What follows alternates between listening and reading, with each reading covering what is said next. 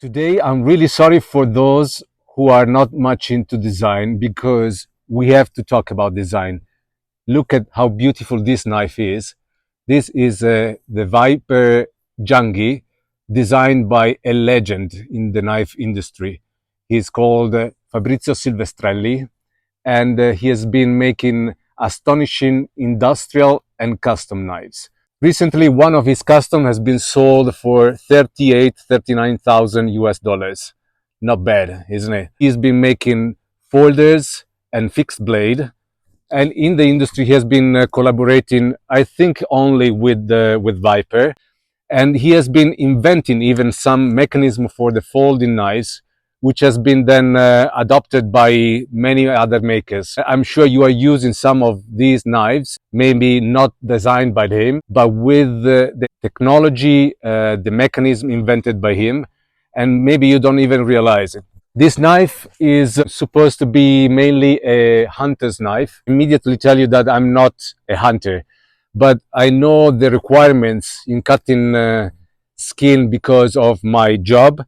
And so I think I can have a good idea of what is required. So we will go through mainly the edge retention, not by checking if it's chipping with chopping or batoning, although I will do even that, but mainly through cutting the rope, my magic climbing rope, which is a good estimate of edge retention, especially because this knife is not using a fancy steel, is using a well-known, which is the N690.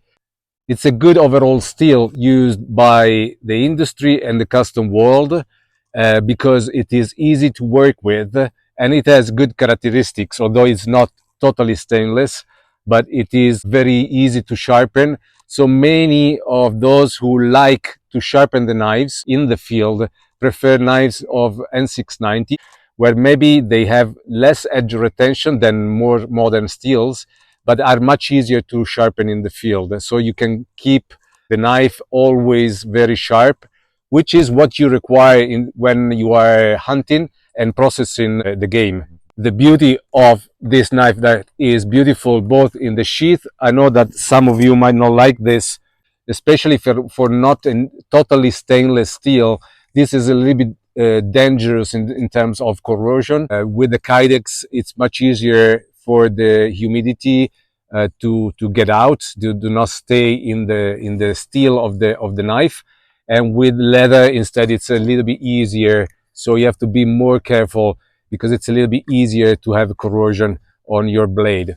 However, I think that this is absolutely beautiful in terms of aesthetics. Let's chat about design. And I would like just to remind to all of you that design is not just beauty, it is even efficiency of the knife and the ergonomics. It is a lot about what the knife is intended for. In terms of fit and finish, it is absolutely perfect. False edge that you can see here is very well rounded. I don't like sharp edges. And for those of you who like to work with a fire stick, with the spine of the blade, I would like to tell you that it might be a little bit dangerous for the blade, especially because you work here with a fire steel. The heat generated might make the blade a little bit less tough, and so you might have breakage. Very comfortable instead when you have to use for smallest tasks the knife, and especially if you are into hunting,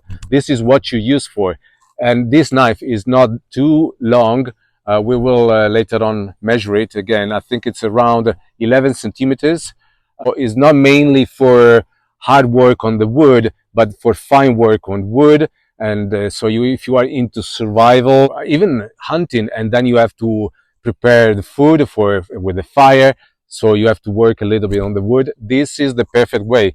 A little bit of jimping here, so it is not painful and it is perfect for working on the wood. Pointy, so a little bit into the, let's say, survival tactical field if you want to use it for that. All the steel that is out of the micarta is all rounded, so it is a very, very ergonomic. In terms of work on the micarta, I hope you can see it. It is not a cork-like contour. It is thick here, a little bit thinner here, with a sort of sub-hilt, let's say, with this work on the steel and the micarta. And I actually, I don't know, some of you might not like it, but I think that this is the perfect contour to have your hand steady with a knife. And in case you want to use it for chopping, it's still very good with the three fingers here and the pinky here, and it works very well. There are no sharp edges at all. For the fit and finish in this knife, I think it is almost to perfection. Look even how it has been worked here. I hope you can see the details. Absolutely beautiful from that point of view. The shape, it is with a little bit of a curve. It is good for working the skin and around the tendons, cartilage, more the muscles that are attached to the bone. So that's where you have to work more with the knife. And I think that this is a shape a little bit better for that point of view, because it's still pointy and with the belly here, and then you can work a little bit better. Guard here is perfectly milled, is not painful at all. You have the sharpening choil and the two holes for the lanyard. Not many lines. There are very few lines.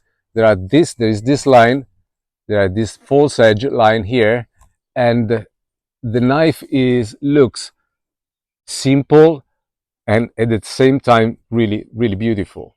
Simplicity in this case is equal to function and beauty.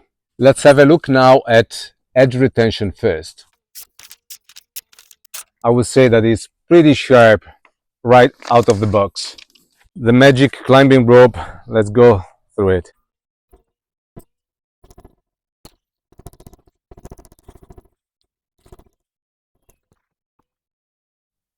So here we achieved 84 cuts, and I remind you that it was only 20 cuts with the Decathlon knife until it got totally dull. Yes, and now it is for sure a little bit duller, although can cut through the paper very well, and I can go still through the rope.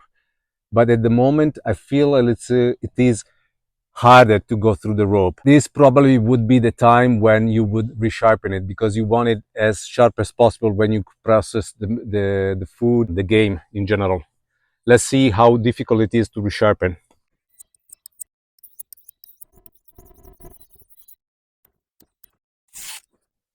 Let's see now, after 3 minutes of sharpening. Yes, now it is back to factory edge.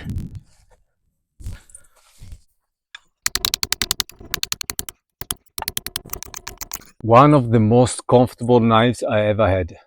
It is amazing. Look how it goes through the wood, and this is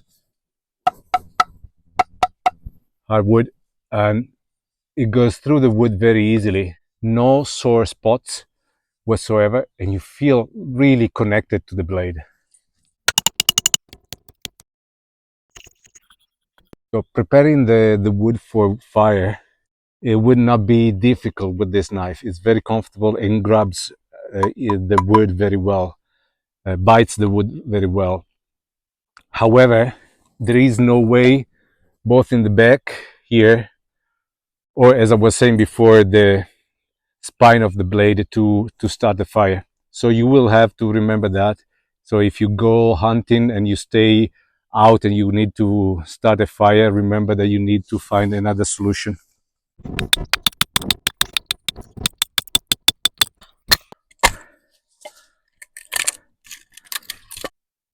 No chipping whatsoever, and the spine is perfect.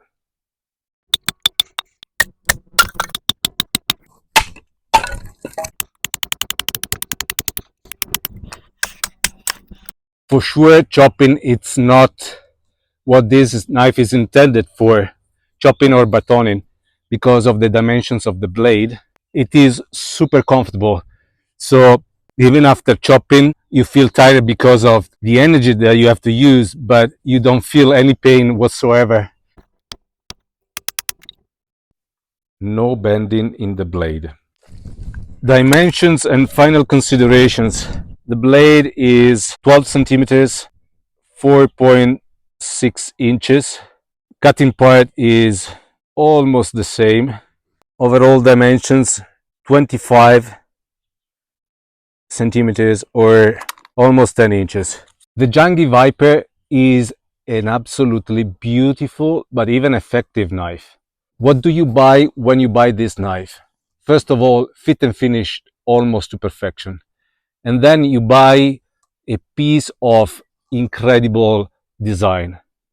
Fabrizio Silvestrelli is an extremely accomplished knife maker, but it is extremely expensive if you want his custom. So with this, you buy a piece of his art without spending all that money.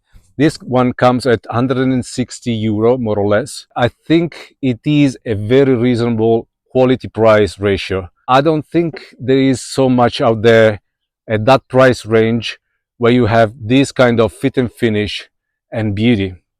I think that this time the last words are gonna be just the design of this knife and its beauty. So, see you next time.